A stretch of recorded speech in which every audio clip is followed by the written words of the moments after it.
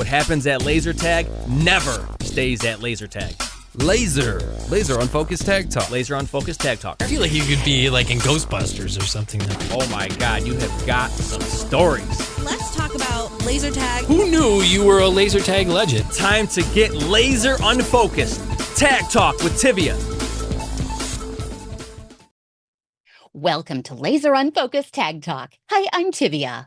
On this podcast, I'm usually the one asking the questions, but during the Laser Tag Anchor versus Afterthought discussion panel at the Laser Tag Summit, the tables were turned. Russ Van Natta served as moderator, while my co-panelist, Caleb Bittar, and I spoke about our viewpoints, having seen a lot of laser tag operations from different angles. So with me today, I have Lori Jean Britton and Caleb Bittar. I'm going to give a little bio with them. We're going to go through some ideas and some different things that we're seeing in the market, but then I also want to make sure that we open it up to see what you guys are seeing in your own markets as well. We'll turn it into a pseudo round table since we've got an intimate group here. How's that sound? Groovy. Okay, so Lori Jean Britton is best known in the laser tag community by her code name, Tivia. She writes the laser tag blog, TiviaChickLovesLaserTag.com, and hosts Laser Tag Unfocused Tag Talk podcast. She's an avid player and enthusiast who has played laser tag in all 50 states, twice, count it. And she just passed a milestone this weekend, or this last weekend, 3 days ago, where she played your 600th game of laser tag. 600th arena. I'm sorry, yeah. We passed 600 games like a while back.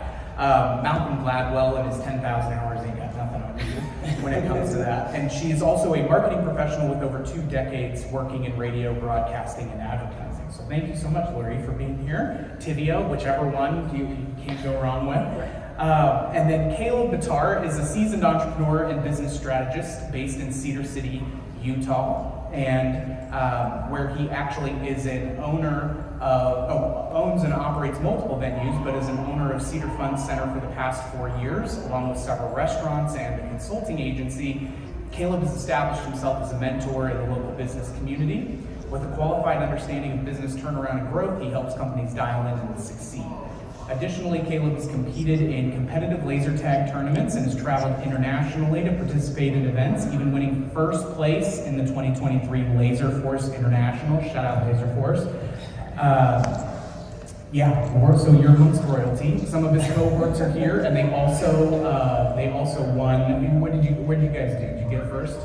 Last year. First as well. Also in 2023, or was this 2024? No, he beat us in 23. All right. So there we go.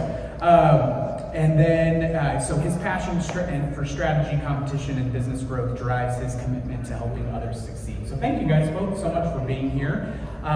This may be the most seasoned players, and you guys have seen and done a lot of laser tag. And so the goals that we have for today's session, obviously the session being called, is it an anchor, or is it an afterthought? Lori, you and I just did a podcast not too long ago where we were talking about some of these things of, why and where are we seeing opportunities for laser tag to improve, what's changed over the last 10 years.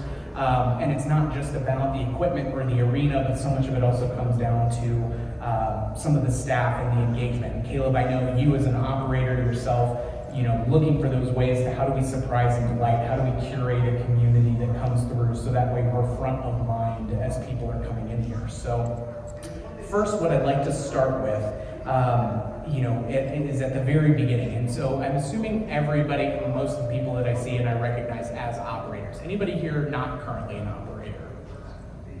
Well, okay, yes, perfect, good to know. So Caleb, I'll start with you, and then Lori, I'll have you tag on. When you are going through, and whether it's at your own centers or others, what are some of the things that you see as a missed opportunity when it comes to making sure that laser tag is something that can be in the forefront and be a key earner for the facility? Yeah, well, first of all, thanks so much for having me on. Yeah. I'm very excited to be here. It's a great opener question. When I visit other centers, or even when I walk into my own, I think it's really important that we address passes. Laser tag is meant to be bundled with other facility attractions, even, smaller ones like a laser maze or a raid, but also bigger ones like mini golf, movies, roller skating. Yeah. So making sure that you've got that bundled in on your website, making sure that you're promoting that, making sure that you have it at the point of sale, that hey, this is something that you need to, it's an easy upsell opportunity to bundle in. Okay. Yeah. Lori, what about you? What are some of the things that you see when we're trying to make sure, don't miss out on laser tag? How do we make sure we keep it at the forefront? Well, I think the visibility is definitely one of the things that we can always improve with, because sometimes when people are coming in, they don't know what all you had to offer. They may not have visited your website, Right. but if they saw something big and impressive, like I'm putting in mind of an arena that had a huge archway with Superman, you can't miss it. Something like that to draw your eye and your attention to the laser tag, because sometimes laser tag can be your best kept secret because it's hidden behind four walls more often than not, although we are starting to see a little bit more open floor plans. But people can't see it, or their eye isn't drawn to it. They may not choose to think of it if it wasn't the reason they came into your facility. Right. So they're there to try a different attraction. You want them to try every attraction. And so you just need to put a little bit more visibility out there, whether it's by light up arrows or something to point you directly to the arena, or just making it a little bit more visibly attractive. I think that we have to make it something that people see and are intrigued by, and once they have that taste of laser tag, then they're going to be your return customer. Love it. Yeah, I think one of the things that I've even seen with a couple of different ways. One, especially when arcades perform as well as they do in almost every single venue, it's really easy to encroach, even on the physical entryway of a laser tag experience, where, hey, we're going to put these games up right up next to the door, and now that doorway or that signage can get lost a little bit. So was something that I've even seen, and I think it's actually a Laser Force location where they had some extra real estate up higher onto the walls with some elevated ceilings, and we're doing a short throw projector on there to be able to have some moving content and the leaderboards and things like that. So that way, even when they're coming out of the experience, you have a group exiting, there's that trash talking opportunity and creating that energy and that buzz that comes with it as well. So, before even still stepping into the physical space itself, what else have you seen that has really stood out to you as something that is, that's a great way to be able to kind of capture that energy and share it with people as a good, what are they doing? They're having fun. I want to do that as well. So what are some other ways that you guys have seen that come to life? Well, everybody's on social media, so your visuals are so important. And I think there are a lot of opportunities for you to brand your laser tag by making something outside the arena really stand out as a focal point. Selfie walls. There's a museum of selfies right here in Las Vegas that has some brilliant ideas that would be very easy to extrapolate for a laser tag. And if you do that, then your customers are going to do the work for you. They're going to take the photos because there's something cool to take a photo with, and then they're going to post. So I would say you definitely want to have something cool both on the inside of the arena and on the outside, and make sure that it is branded with your logo, because when those pictures show up on social media, if your logo is right there front and center, then it makes it really easy to connect those dots. Absolutely. Laura, you had mentioned that we're starting to see moving into these open concepts for laser tag. Caleb, have you seen any of those out in the wild at this point? And what are your thoughts on them? Yeah, so we're seeing those more and more, especially across southern Utah where I'm located. Sure. I think open floor plans are just a really good transitional period for FECs in general. Mm-hmm. Now, I think what's great is you get to use that space for a multitude of different attractions or add-ons to your laser tag. Things like the visuals that Lori mentioned are actually really important in and out of the arena, of course. So we're seeing photos of players outside on the walls, maybe even like advertisements like X system here or specials on these days here. Using your fun center as a billboard is a great idea for it, and those open concepts allow you to do it. And on the note of the open concept, I also, am thinking about more ways that you can see what's going on inside the arena. Right. I've seen some great examples recently of not necessarily a whole observation deck, but an observation window that lets you take a peek into what's going on in the arena. Right. If you don't have one of those already, a lot of places will have cameras, and you can get the visuals up on a nice big screen, and those are great. But also, bringing the laser tag out so so that it is not hidden away. If you've got your vests out and they're lit up and they're visible from the lobby, then people are intrigued. What is that? And I had an example of seeing this firsthand. I was in an FEC that had kind of a quiet moment, and I was getting ready to go in, and I watched as a family, followed by about 3 teenagers, were walking by because they saw me looking at the vests that were out in plain sight. And all of a sudden, there were 7 people who didn't plan on playing laser tag who said, "What's that? That looks cool, let's do that." Yeah, well, it's interesting. I think over the last 4 or 5 years especially, to your point, it started, when I was a laser tag marshal in high school and doing that as my, kind of cool gig that I, really just to be able to play big buck hunter in my off time. But it was a great way to, we had an observational deck. You take a staircase up, you have this platform, you get to see a lot of it. And now, just with us trying to maximize every single bit of square footage that you can within the space, then it started shifting to some viewing windows inside of the arena. Some of the limitations that we saw with that was if it's really bright outside of the rest of the space that's not the laser tag arena, you're dealing with glare, so then you try to do some awnings or you try to control what some of that light level is. But now, even more recently, over the last 2 or 3 years, we're actually having folks do a full opening where it's a pony wall that runs the length of the laser tag arena. And then I would typically recommend, if folks are looking at something like that, is bringing a bulkhead wall down from the ceiling to be able to cut down on some of the light pollution that can come in there. Now, one thing to be considerate of if you're doing that is, hey, you're probably not going to fog the arena then if you're going to open that up. So if you've got some wall space that's at eye level that isn't being taken up by arcade, being able to even cut in some picture windows without glass so that way you're not dealing with glare, but you're going to want to turn off the fog so that way that's not spilling out into the rest of the space. Another thing that comes along with that, and this is not a big issue, it's kind of like when everybody was talking about putting high ropes courses over arcade. They're like, oh my God, they're going to spit on the people below them. It doesn't really happen, but it's one of those we are all jaded from our operational side where we just anticipate we make something idiot proof and God will find a better idiot for us, right? And so if you do that and you're not fogging it, it can take away where you're not going to be seeing the beams and things like that as much. So just be prepared with your younger groups that they're going to be a bad shot, but they're going to blame it on the equipment because they can't see the beams. So it's a little trade-offs, but by and large, you're going to be in a much better spot because now it's kind of like, being here in Vegas. So you walk through the casino and then you have the theater at the back. Well, we need to be able to bring the attraction outside of those 4 walls. And to your point, even if we can do that only in the briefing and vesting room, right? Where we make that a 3-sided room and be able to have sight lines into it, let the packs really flash and glow and draw that attraction, put some additional theming and take that with a grain of salt coming from a theming person. But some really great ways. If they can't see it, they're going to be less inclined to be able to make that more impromptu purchase or missing out a piece. I'll make the argument for you. I love good theming in arena, and I understand that it's not going to change the mechanics of the game, but to me it makes an impression. And you have one chance to make that first impression, and so I really feel like theming adds something to make it memorable. Yeah. And again, if you've got a great photo opportunity, by all means you want to take advantage of that. Absolutely.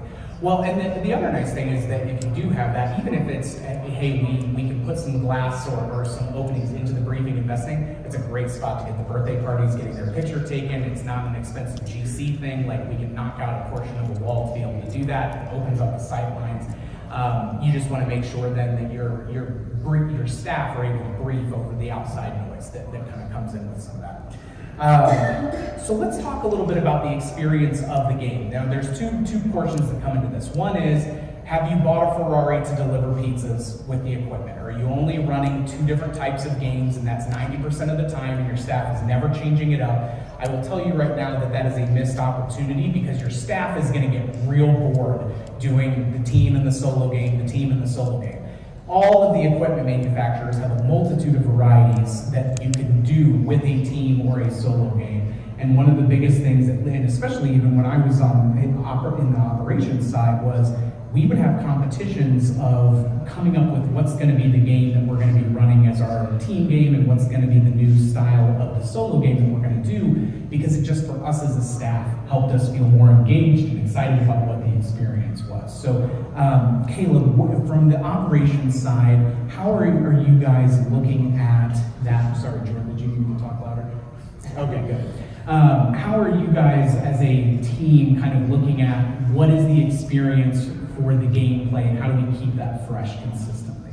Yeah, great question. Well, I like to think that Cedar Fun Center takes a different approach to this. We take a community-based approach. Okay. So one of the things that we've done are play against the SWAT team, play against the local police department, the local firefighting department. Right on. Now, these nights double up as fundraisers as well, but really what it does is community engagement. Yeah. You know, we use other people's social media as other people's sales teams essentially because they advocate for our site doing those things.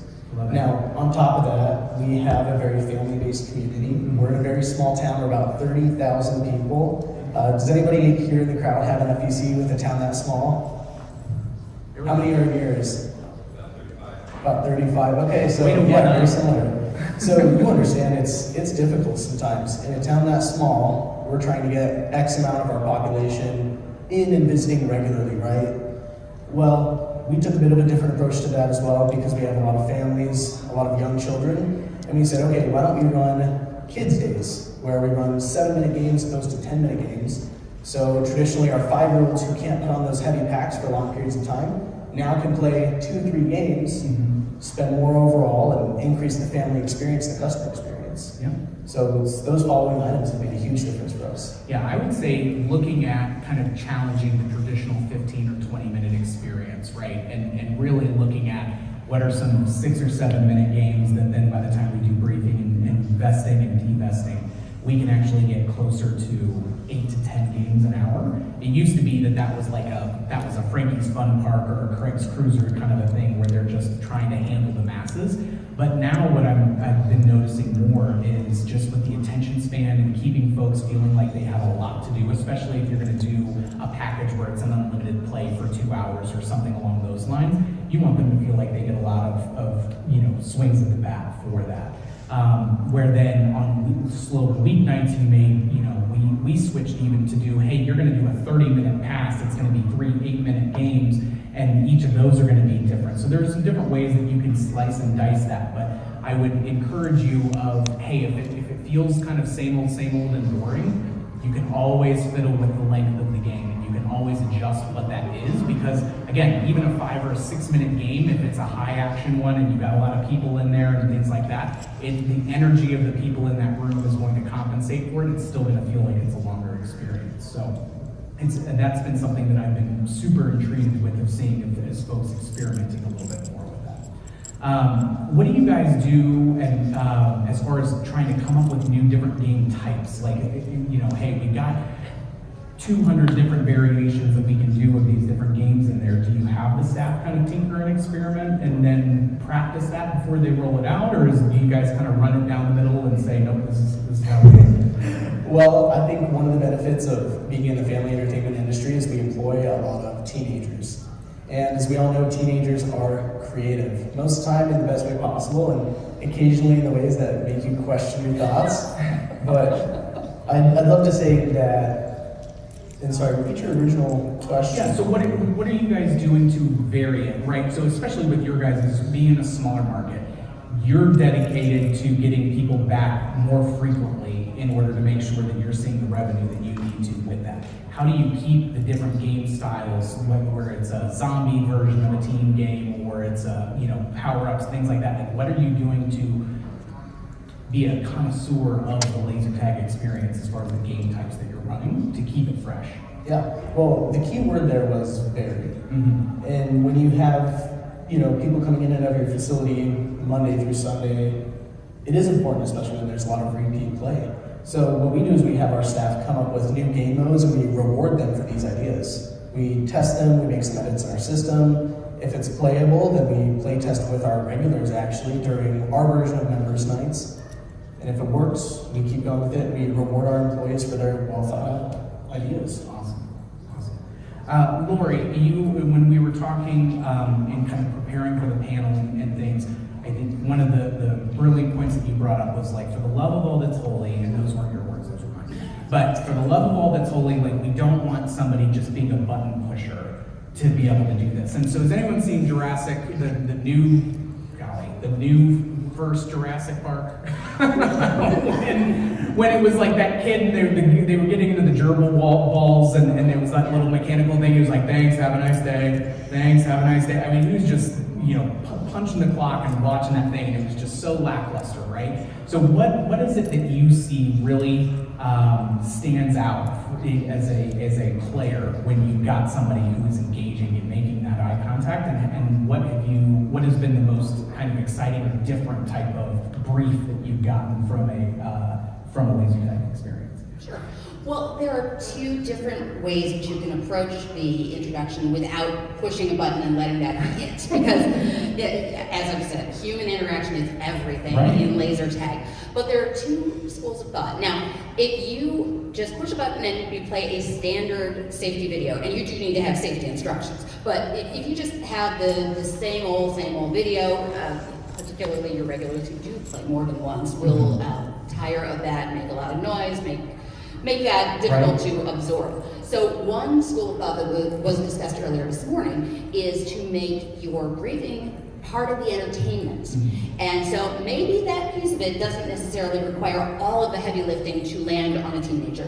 Right. Maybe that includes something with an interactive video briefing, or I've seen really cool visuals on panels to set the scene, make you feel like you're on a spaceship that's crashing, and then set the scene from there. And in the course of telling you just landed on this planet, oh, by the way, here's your mission and here's what you must do, you can incorporate things into video presentations and cool things like that don't necessarily require somebody who has the full-on enthusiasm, because we know that's a challenge. But that said, I feel like human beings and the quality of their staff is so terribly important, because it is all about, this game is a human-to-human game. From the moment that you walk in to the time that you're tagging somebody and you're looking them in the eyes, that tag lands.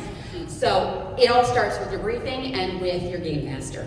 And I look for somebody who's got enthusiasm. And that sounds like a very simple concept, but more often than not, you do find that, maybe if the game master isn't as engaged as they should be, it changes the tone. But the flip side of that is that I have seen some hilarious, funny game masters getting into comedy mode. And I know of an operator who I was told really went out of his way to find actors who were inclined to perform. And they performed the briefing. And that can, if you don't live in a place where you have professional actors, as most people don't, I bet you have a community theater, I bet you have a college with a theater department, and I bet you just have the class clown who loves to perform. And if you can harness that and show them how to engage with their people and make it fun, that's how you keep the attention, and that changes the experience. And I know that I've shared with you, I can remember places based on the quality of their staff, for good or for bad. But when there's been a really entertaining, engaging game master, I can tell you where I was, and I can tell you, the funny thing that they said that still sticks in your head. Yeah. Well, it's interesting, right? Because that one, yes, the staff has got to be switched on. But in moments where, you would also mention being able to include a little bit more storytelling or a little bit more thematic meaning. So some of the things that we've been doing recently have been, what are some of those media walls that you can put up with some, CGI content? It does a little bit of storytelling. It almost looks like a cutscene in a video game. Before you're getting ready to load into that mission on a Call of Duty style of play or something along those lines, which can be really, really neat. We've even looked at what are ways that we can have kind of a reveal door, and then have a fogger, pop off as soon as that game launches. And so Chris and I were working with a project in, was it Johnson City, Tennessee, Chris? And so that, have that media wall. It's, you're kind of going into this Temple of Doom type of a vibe. There's a little bit of CGI content, but they also were then taking it to the next level where the briefer had specific things that were a little bit more akin to it. They also went a step further and were focusing on things of, hey, if you're doing a group that is a corporate group or a bachelor party and they're a little bit rowdier, here are some good jokes that you can infuse, that you've vetted, obviously, before, you just let them go ham. But being able to tailor the brief to the audience, right? So if it's a young group of kids that are in there, you're making more of the silly jokes of, hey, when you put your pack on, you want the vest to be in front, you don't want a tail, you're not a kangaroo, right? Versus, with the bachelor party, it may get a little bit more PG-13 or up, depending on what you're comfortable with. But encouraging the staff, and Caleb, you talked about this with the game of experimenting and having a competition. We would also, when I was on the operations side, have competitions of like, ooh, okay, what are good jokes that really hit with these different age groups and things as we're seeing it. And so, yes, you absolutely need to have your staff turned on, but you also need to equip them because not all of them are going to be so inclined to be able to run with that ball. And there is one way that I think is very important to equip your staff, which is to let them play the game. Maybe not during their on hours, although if there's nobody else in the building, don't tell them that they can't. If I walk up to your counter and I'm looking for a game, make sure that somebody is going to play the game with me. But I have walked into facilities where I've been flat out told by the staff member, this is the first time I've ever played laser tag. First of all, they should never have admitted that to me. But two, it shouldn't have happened. I think part of your onboarding should be learn about the game, experience the game, because then you can speak from an educated, first-hand perspective on what you love about it. And I think that that's really the thing that is going to take somebody who is just getting a paycheck to somebody who is an advocate and says, oh my gosh, that is the most fun thing, you've got to try this. And that's going to translate into your sales. Absolutely. Yeah, and I would love to add to that. I mean, we were sort of touching on one of my favorite sayings, which is your employees are a direct part of your theming in your building. Yeah. So your employees might not be, Tron themed or, whatever theme it is, but they are actors in your facility. Yeah. It's a show and they need to put that on. So for our employees, in order to run laser tag, they need to know at least 4 special game modes, how to brief them, they have to have played them, and they have to run them. I love it. Let's switch gears to a little bit of more of the X's and O's. Let's talk about maintaining and keeping the gear up and running. So this is one of those things where, holy crap, sometimes we struggle to keep fogger fluid in the dang machine. And then we just are like, well, we don't run fog anymore, we got used to it. Fun little pro tip. Hook a 55-gallon drum to that thing so that we only have to think about it once every 6 months and then be done with it and actually have your experience fogged, because those things also burn out really fast, right? When you're running those without it, and you can mask that in a prop or a crate or something like that. It can tie into the theming very, very well, but engineer the friction out of it. So if look for those pieces of what are the common maintenance issues or downtime things that impact negatively the experience, and how do we just make that go away as much as possible. So knowing that the fogger is the frequent offender when it comes to that, get a big ass drum of fluid and fill that thing up, and then you only have to worry about it about once every 3 months, or if you're dealing with it more than that, and just because you're cranking a ton of games, that's a good problem to have, and we can cross that later. But looking for those opportunities of where we can engineer some of the friction out. Caleb, how often, or a week, what amount of time are you guys typically working on equipment, from just a weekly maintenance best practices, just inspecting to make sure that stuff is running well? Yeah, well, a little bit of insight from my facility. We took over from a foreclosed business 4 years ago, and since then we've completely turned it around. Well, one of the major complaints when we took over was the quality of the site, the quality of equipment, both laser tag and arcade. We tried first just doing piecework by hiring maintenance people just whenever something was broken, and then we tried having the part-timer, and this past year I finally moved on to having a full-time staffed maintenance guy. And I mean, the effects have been astronomical. We've spent 83% less, and it's funny this is coming up because we ran this report yesterday. Nice. And we looked at that, it's 83% down in parts that we've spent money on, just having a full-time employee. And believe it or not, it saved us a little over $14,000 last year. Wow. And just by having a full-time employee Yeah. Somebody who is dedicated to fixing our games, our packs, and adding to the customer experience. You know, that maintenance person is there on our busiest days, on our Fridays, on our Saturdays, our school events, our field trips, everything. And that's not, I mean, that's 14 grand in savings on the actual, boards and pieces and components, let alone recapturing the earning opportunity of those pieces as well. So, Yeah. I mean, you guys have been pretty pleased then with the investment of a full-time employee to be able to do that. Oh yeah, and not only is it a huge swing savings and earnings wise, but again it just adds to that customer experience. Yeah. And you have somebody who's on hand, ready to fix things as soon as they go down, has your equipment back up, almost as soon as it goes down, and that's really something that not a lot of places give their customers. So not just in the entertainment industry, but everywhere. I mean, let's look at if you take your car to a tire shop, it's a couple hours, but that's because somebody's there. Imagine if nobody was, staffed at a tire shop. Well, and it's interesting too, right? Like I always tell folks when they're asking kind of what's the weekly investment that I should be having, for that. For laser tag specifically, as long as you're not running, 20-year-old gear, it should be somewhere along the lines of about an hour to an hour and a half a week, just of kind of doing some of the basic checklist items and ensuring that stuff's working the way that it is. So, I think it's been one of the beautiful things about laser tag is, for a while there, everyone was talking about your overhead on laser tag, once you're, through it, because all of your costs and everything is up front. But it's electricity and it's staffing. And so it's, it costs you 14 cents per pack per game, to run laser tag for the most part, right?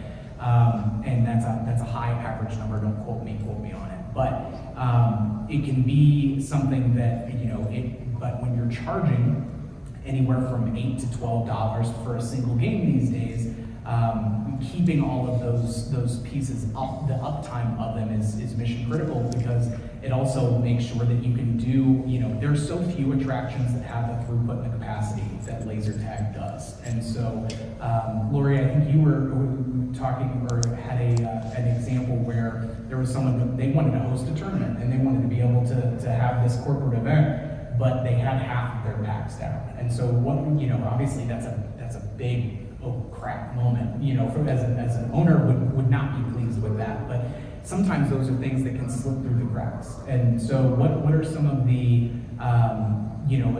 just other things that you've seen as far as how do we keep little things little and make sure that we're running a tight ship? Well, one thing that I know I've shared with you is my personal pet peeve is I hate to walk into a vesting room and see phasers dangling or on the ground, and that happens more often than it should. And that is such an easy fix. In fact, I saw a business that had implemented a bicycle rack as their extra phaser holder. Yeah. And so they would have one rack for the vest, but a separate rack just for the phaser. And oh my gosh, first of all, it looked sharp. Everything was lit up and where it should be, and it made a huge difference. Yeah. Ironically, this particular place had two businesses, two separate locations, and I visited them both, and I saw one example of the wrong way and one example of the right way. Same company. So, things like that not only will protect your investment, because you put thousands of dollars into your gear, you want to make sure that you're taking care of it. Right. The kids are not going to be taking care of it, so your staff has to, and that means resetting the game every single time, resetting the staging every single time, so that when somebody walks in, it looks picture perfect, and that's also going to help save you on the back end of having problems. All right.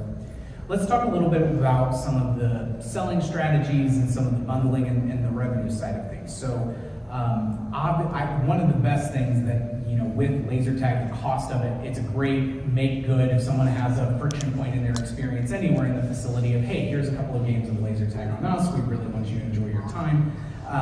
What are some of the different packages or bundles that you guys have seen or enjoyed most? And Caleb, I'll start with you. Are you guys seeing it? Where are you seeing most of that traffic? Is it, hey, we typically see it as part of our bundle package, or we see a lot more of just the standalone single purchase laser tag? Yeah, so I'll say we actually do a very, very low amount, kind of painfully so, of single games sold. And I don't know if that's just because we're trying to figure this out, if it's because our packages are just done so well, or because people just aren't interested in a short experience at our facility. So we have, two different parts of our day, Monday through Thursday at least. We're closed until 4 p.m. and then we're open for 5 hours. Now, the 5 hours that we're open Monday through Thursday, we sell a $20 pass that's unlimited laser tag and then some arcade just to, have a cherry on top. But during the mornings, we advertise to the local Division I college and say, hey, rent this out and do team building with your sports, your faculties, your different clubs. And that's where we see a lot of those bundled packages is renting out laser tag or paying for a private experience, even when it would be private to begin with, so when our facility's closed. Love that. What then do you do? So when it's a group like that and an example like that, in order to create a VIP experience, what all do they get with that type of a package? When they're saying, hey, we want to rent out laser tag, we want to do it for 2 hours, like how are you charging for that versus your normal walk-in traffic? Yeah, so the way that I run my staff is we actually have somebody in the building all day, every single day, Monday through Saturday. We're closed on Sundays. So the employees that sign up to work for mornings just because we have office or clerical work to do, they understand that sometimes there will be bookings in the facility in which they can mix in with their work. Now, what really makes this a VIP experience is something you wouldn't be able to guarantee if your facility was open, and that's extra games of laser tag or running a little bit over that rental time clock. So for ease of numbers, we charge $100 for 1 hour laser tag for a group booking. So if we have a soccer team come in and pay $100 for 1 hour, and they have 5 minutes left before the timer's technically up, well, let's run one more game. Let's give them one last good, part of their experience. And we've noticed that because of actions like that, while we're closed, one, we can do that, and two, they speak so highly about the facility and the staff, and they recommend and refer us to other clients, essentially. So you're not necessarily, and this is during off-peak hours or even when you're not open traditionally on like during the day, you're not worried about necessarily charging what you would normally make during a regular hour for that, because is the goal then to say, hey, we want you to come back another time during our regular hours to be able to capture some of that, and then does that, like let's call it a Tuesday at 2 o'clock, an hour is $100. How many packs do you guys run? Yeah, so we have a relatively small running system. We have 24 packs. Okay, so that's average size. So don't sell yourself short. But then do you guys ever do like late night lock-ins with church groups or anything like that? And the kind of I call it laser tag after dark. It sounds much more weird than it should. But what are your rates for a Tuesday at 2 for that kind of renting it out versus a kind of prime time spot? Do you even allow them to do that during your prime time? Yeah, so we actually just past 2 years stopped allowing people to rent out our laser tag during our prime time. Okay. Because the amount that they would have to pay for that is, honestly unreasonable. Right. It's hard for a school to put together that type of money, or a church, or after school activities. So instead, we took the approach of doing it while we're closed, and while we have an employee there anyways who's dedicated and on hand. What we've seen is, because that private and that VIP experience, we have so many bookings that it's paying our bills. So we've now shifted to this model where we pay the bills for our family entertainment center while we're closed. And then while we're open, that's our cherry on top. That's our bread and butter. I love that. I love that. What we didn't necessarily talk about this, but I'm going to throw it out there because I know you guys have seen a lot of it. One of the things that I get asked a decent amount of the time is, hey, we really want to attract school groups and we want to cultivate some educational content through the STEM or STEAM focused pieces. What are some of the examples of that type of programming that you guys have seen out in the world that you really like? And have seen that, actually, I should say. Yes, I have. And honestly, I haven't gone through the process myself, Okay. but I am aware of several places that have implemented a lot of opening up the pack and showing what's going on inside, explaining how does the laser work, what are the mechanics, how does maybe using mirrors to explain angles, and so I think that it's a great opportunity, not just for school groups, but think about scouting groups, think about any group with kids that are really enthusiastic about learning. Right. There's a lot of opportunities. You can do this with day camp. times. Yeah. And I think that the idea that there's a slightly educational component before you get into the arena and you have your fun can make it really attractive. And so I think you can take this so many different ways, but whether it's from the angle of what's going on inside there, how does it work? We like to get our hands on what's inside, or just the explaining of the mechanics of those angles. Like I say, there's a lot of different scientific elements to laser tag. So you create what works for you, and then top it off with the cherry. In that case, is the game at the end. And I have heard of a number of examples of that being very appealing, and I think that there's a lot of potential also for the off-hours, because maybe you have school groups that want to do a field trip. They can justify it as a science project. Then I think that it becomes something more than just a day out of laser tag, even though that would be cool just in and of itself. Yeah. Caleb, anything that you're saying on that? So following up on that, actually, you made a great last point, which is what if you have a field trip that wants to use it as an educational experience? So I do business consulting. I've done this for the past little while, and one thing that I noticed I recommended to every single company except for my own was, one, hire a sales force. Do you have somebody selling your packages? Do you have somebody cold calling or reaching out to leads, warm leads, cold leads? But then to follow up on Laura's point, education is important. Content is important. So for those of you who know what UGC is, it's user-generated content, where you have people saying, here's how it's done, here's how it's played, how it's made. We had a field trip group that ran off of grants. And in order to come into our facility, they had to do something educational. So we have movies as well, so we had to, show them how our projectors work. And it was an educational experience, but we did the same with laser tag. So what we actually did with my maintenance technician is we had him teach classes of 30 in 10-minute periods how to take apart a laser tag pack. Nice. I want to take that class. It's fun. Well, the nice thing is that you can also, even with working with the local schools and chatting up, hey, who's the science teacher, for the third graders, who is it for the sixth graders, who is it for the high school, so that way you can actually have some of that stuff in there, because there's electrical engineering, there's physics, there's a variety of those different pieces that can go into it to make it a lot of fun. But you can also do it as part of the things with your performing arts groups and use that as a shameless way of recruiting some of those more extroverted people that you would like to have on your staff that can really advocate for that, because there's set design and there's special effects elements, and you can help them see a little bit under the hood with things like that I think can be really impactful. So it's not necessarily even just a science or an engineering piece. Like, there's other components if you're creatively thinking about how that can roll.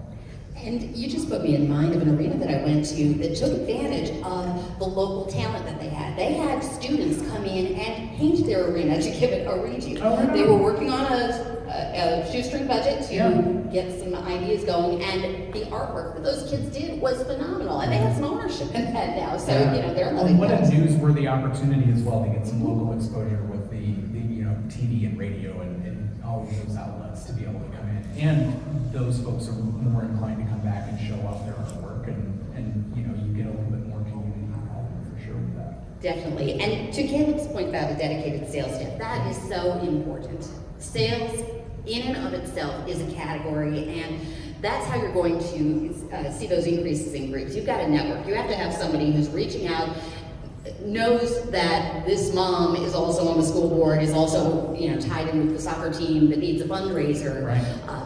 Just having somebody keep those feelers out in the community is so important. And follow-ups. Don't just call somebody once and give up. Sales is my day job in radio, and boy, if I relied on people to come to me, you can't. You need to reach out and reach out again, and maybe reach out again, but do the follow-ups, because that's how you get that goal in the end. You may have to play the numbers game and do a whole lot of calls before you get the booking that you want, but that is how it works. Yeah. So one last thing that I want to touch on before we open it up for some questions and things as well is additional programming around kind of key holidays, right? And so looking at, hey, if it's Halloween, how do we turn our laser tag into a haunted house type of an experience? Or if it's, St. Patrick's Day, right, we just had on Monday, what are some, are we going to change all of the, is it going to be green versus blue instead of red versus blue? Like, what are what are some of the different ways and opportunities that are easy to find of, oh, okay, how do we lean into this and have a little bit of fun with it, with that? Well, I'd like to speak to that because we have an opportunity coming up very shortly.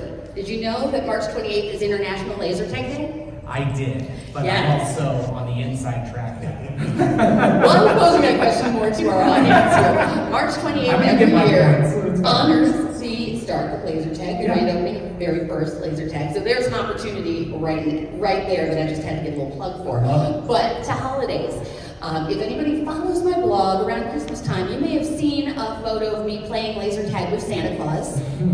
That was very cool. I do have a picture of Santa wearing a laser tag pack, and I think that was an awesome opportunity.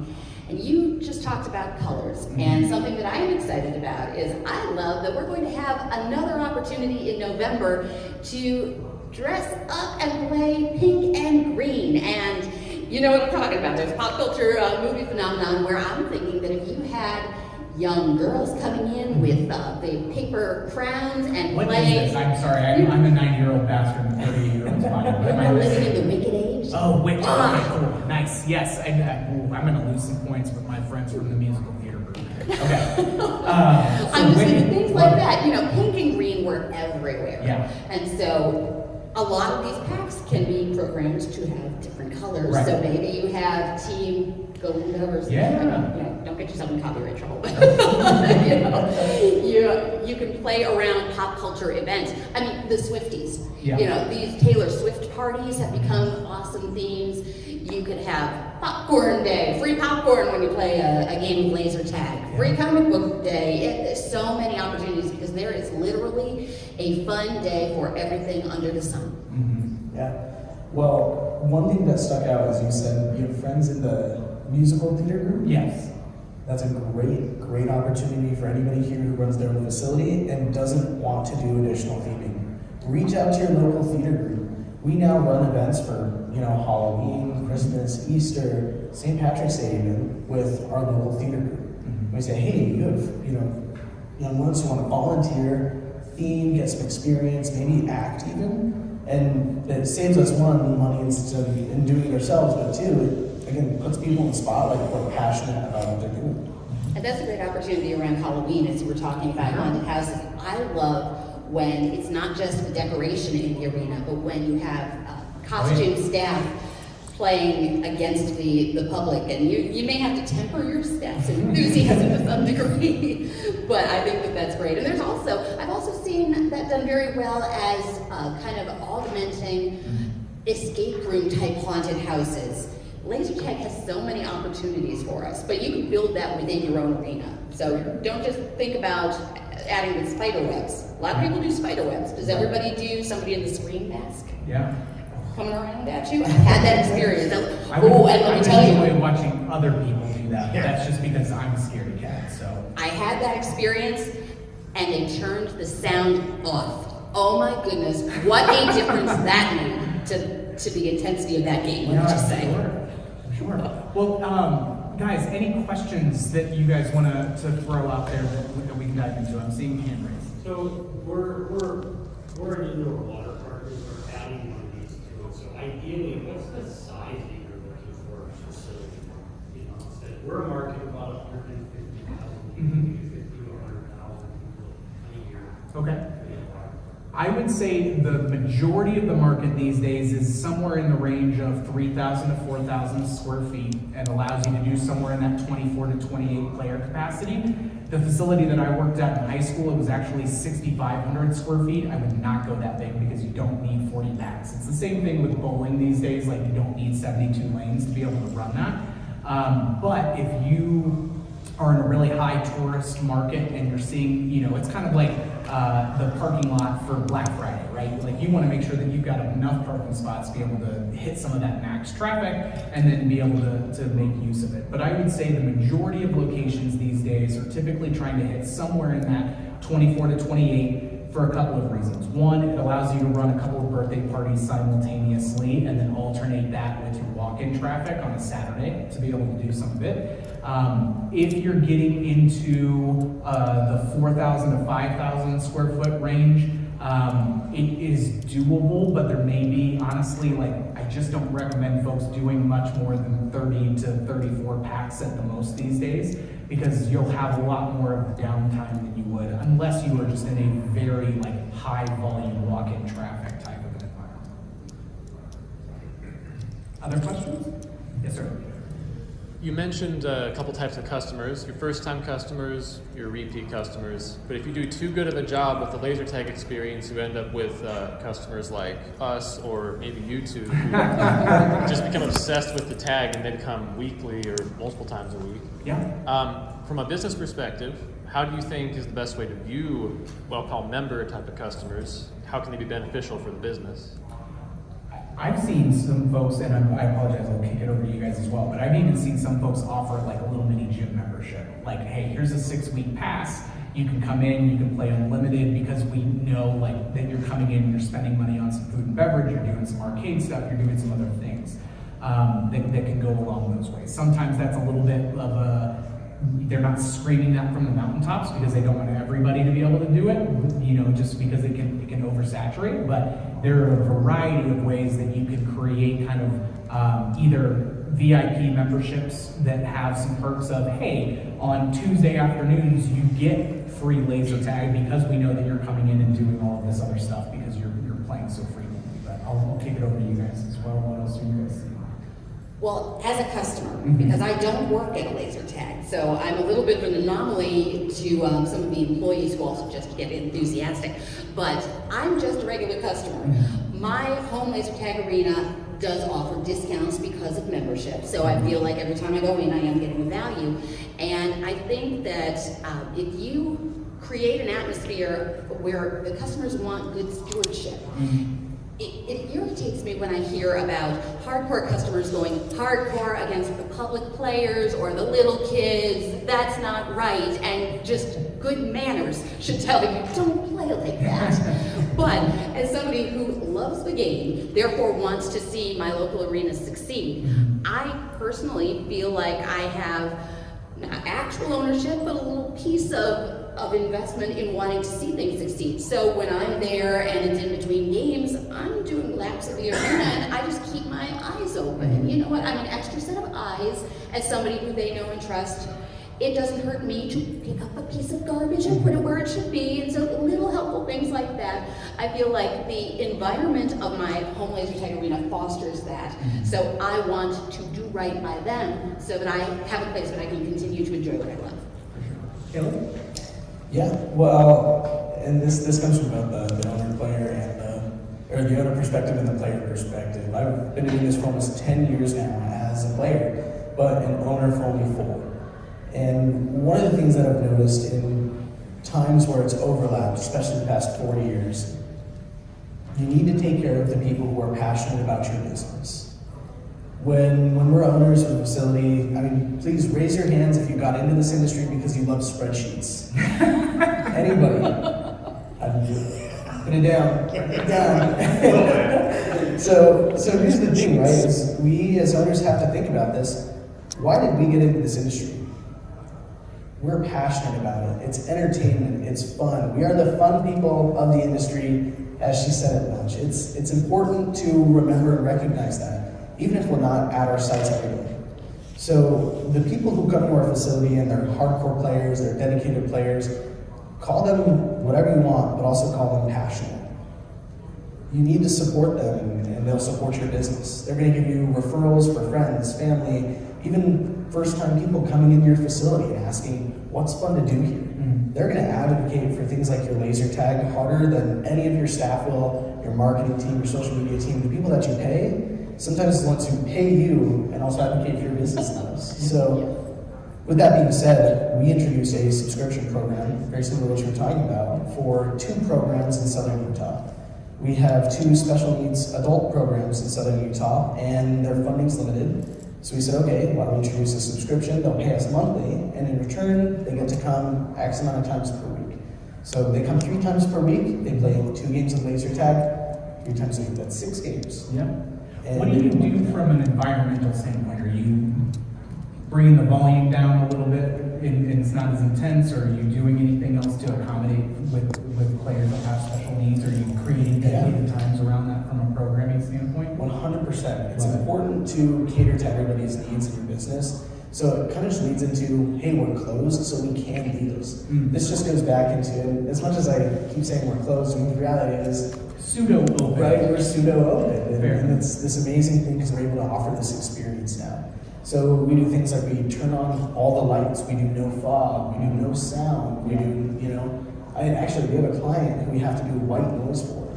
Really? In order to keep them from being stimulated. And I gotta say, if none of you have done it before, go to your facility and do some nice rain sounds over some laser tag. It's gonna be the most therapeutic experience of your life. I would love that, especially if you've got like a rainforest or the theming. You could have like thunderstorm sounds going off, and time those dynamic elements. But yeah, sensory awareness nights have become a little bit more popular. I'm seeing a lot more marketing of that kind of thing, and I wholeheartedly agree. Take care of those populations, and you can certainly do that during the off hours, because when you are closed, but you could still be making money, that's sort of like when the plane takes off and there's an empty seat. You're not going to sell it after it leaves. You're not going to be able to make money on Tuesday once it's Wednesday. Right, but what you can do is you can let that person who's sitting in the full seat just stretch their legs out there more. Have an enjoyable experience and fly with your airline again. I love our metaphor here.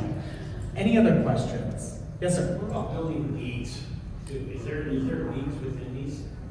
There can if you're stewarding it within your community. It's not one where it's necessarily if you build it, they will come kind of a piece, but especially within your regulars and things like that, doing those types of elements, it's a great opportunity to drive traffic to low volume times for sure. What do you guys run leads currently? Yeah, so we started off by running leads. We're in the middle of doing some reconstruction, so we have all of our leads on pause. Okay. But I think leads are an excellent idea.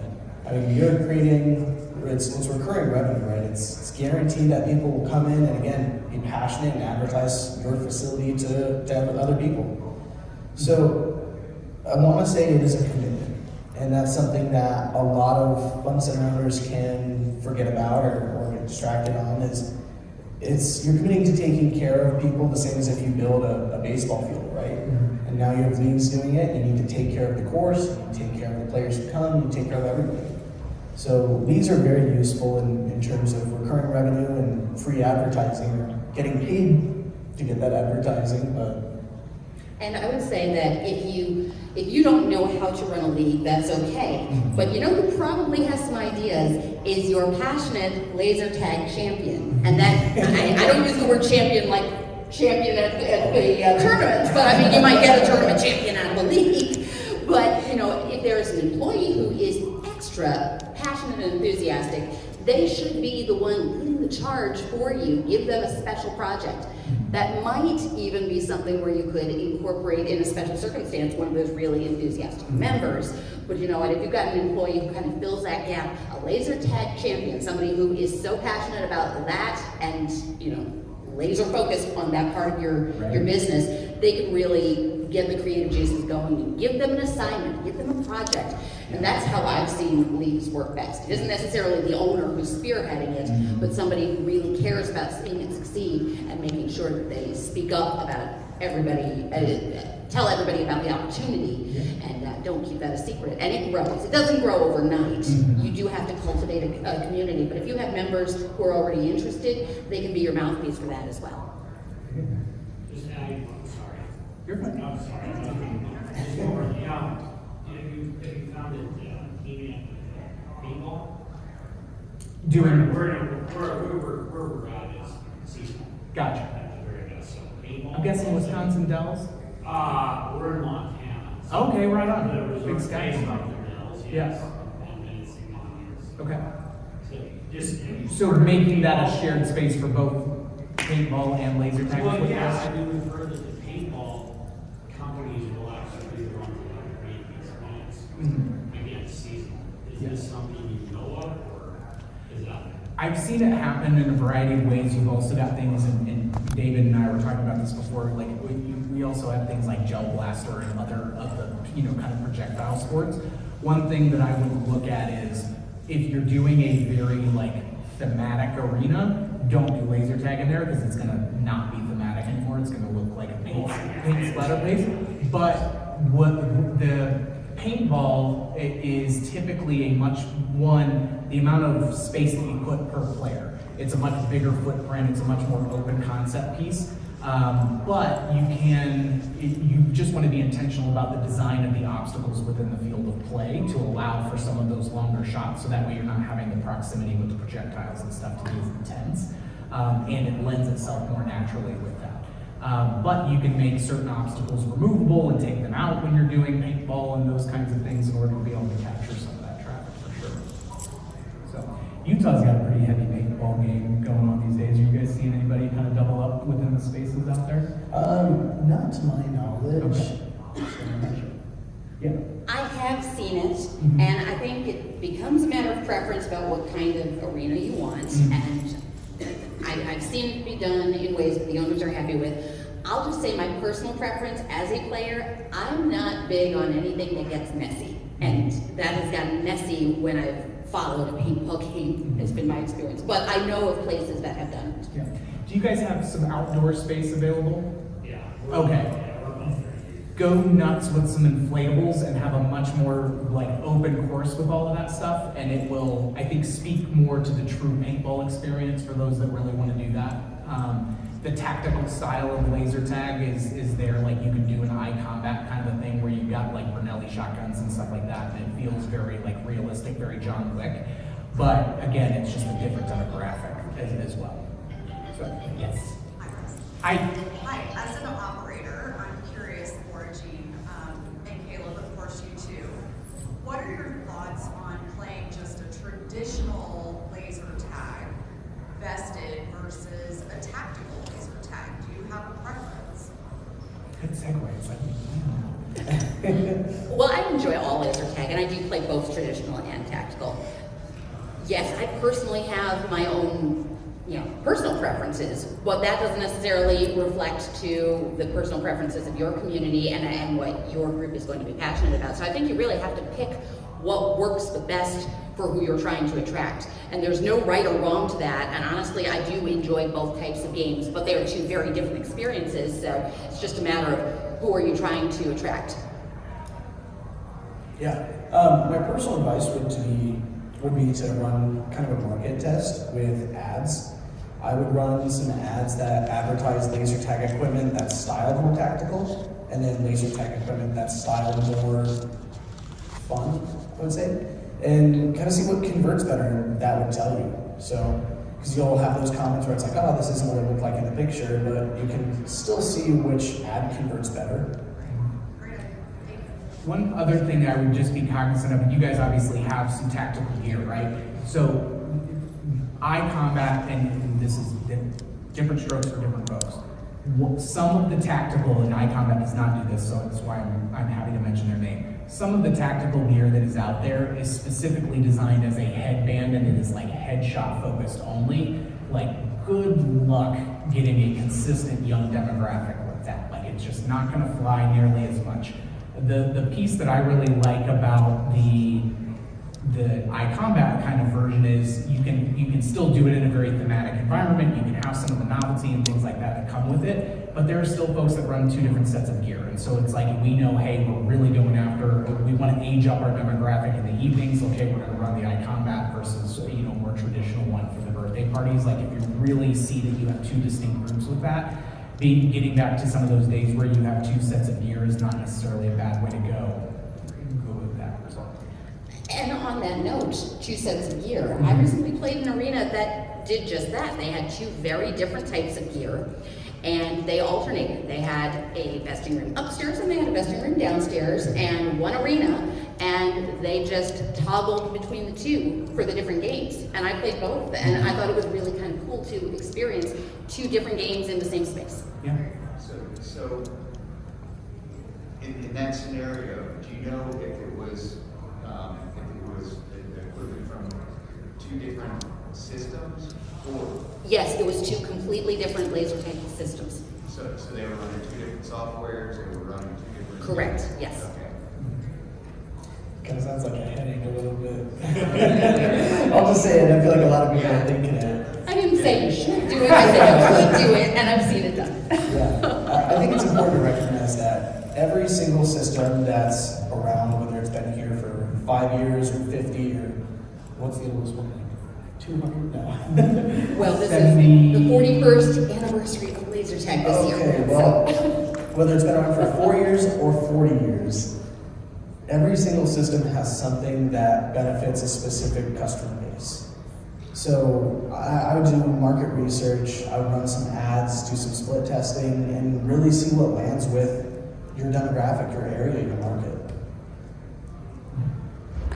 Any other questions? Yes, sir. Just idea sharing. So we have contracts with the National Guard. We do recruitment ads, so we haven't done that yet. Funds to use for recruitment. That's awesome idea. We actually Did spoke everyone about hear this that? yesterday. And also, yeah. We have contracts with the National Guard. National Guard. We do recruitment ads.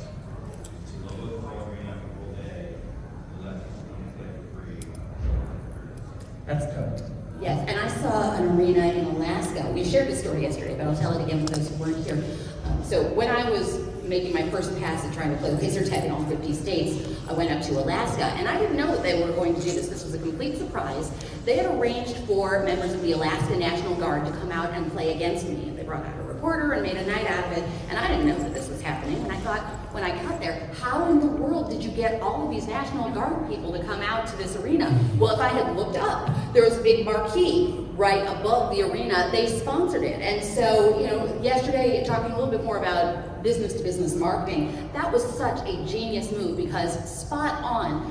How could you pick a better place for recruitment for the National Guard than a laser tag? That's my location. I love it. Well, guys, we are running a little bit over time. If you guys have any other questions or anything along those lines, please feel free to come up and we'll be happy to dive in and nerd out with you a little bit more. With that, the trade show hours open tomorrow at 10 a.m., I believe, over in the South Hall. So please be sure to hit up the booths and we'll also be kind of working that through. But really appreciate you guys being here and contributing to the discussion. Thanks so much. Thanks for checking out this episode of Laser Unfocused Tag Talk. Listen for more episodes on the first and third Friday of each month. Want to be a guest on an upcoming episode? Find out more and follow my blog and website at TiviaChickLovesLaserTag.com.